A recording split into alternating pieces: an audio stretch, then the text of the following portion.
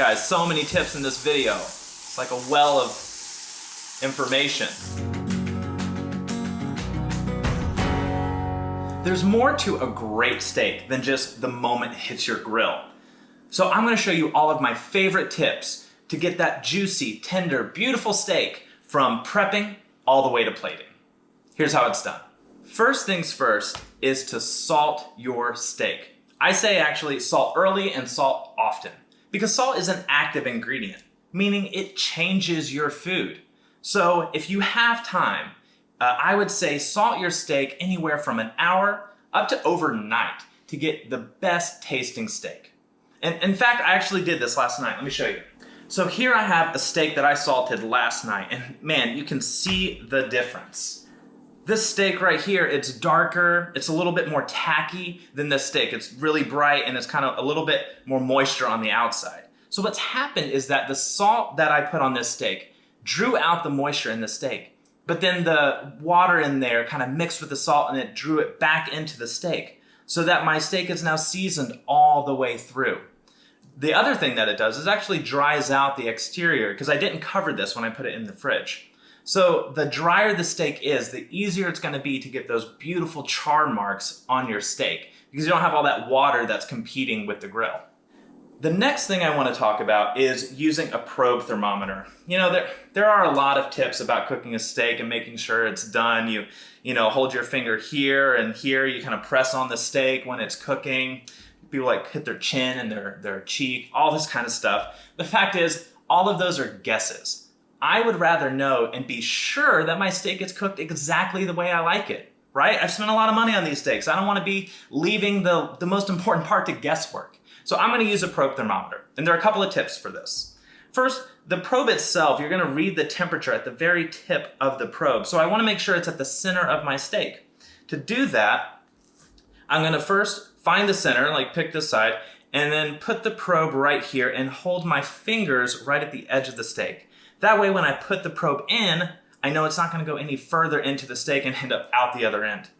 Then I want to make sure, because you know this is a really big steak, that I've got the center here, so I'll just find the center of the steak, and then I'm going to press it in, just where my fingers are, and make sure that, and there it is, right at the center of my steak. So I know that the thermometer probe is reading exactly where it should. So when you're using a probe thermometer, you actually want to set your temperature to be about 5 degrees below your desired temperature. Because as soon as your steak comes off the grill, it's going to continue to heat up. That's called carryover cooking. So in this case, I might like my steak, medium rare. I'm going to set it to 130 degrees and not 135. This will make sure that the steak is exactly the way I want it once I cut into that steak. All right, so my grill is hot, and you really want to make sure that whatever you're cooking on, a grill, a stovetop, outside, inside, that you have a really nice hot grill for your steak to hit. So that way you have these beautiful grill marks, that char on the outside, and the steak itself can be nice and juicy and tender on the inside. This steak that I didn't salt ahead of time, I'm gonna finally salt it right now. For a steak this size, you actually want to be fairly generous with the amount of salt that you put on there. I'd say like a half teaspoon is a good amount for each steak, and make sure to do every single side. Now finally, I'm ready to cook my steak.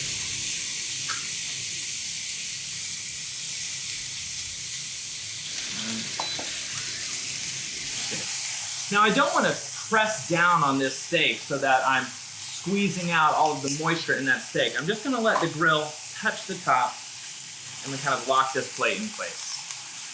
To go along with this steak, I'm going to make a rosemary and garlic compound butter. It sounds fantastic, right?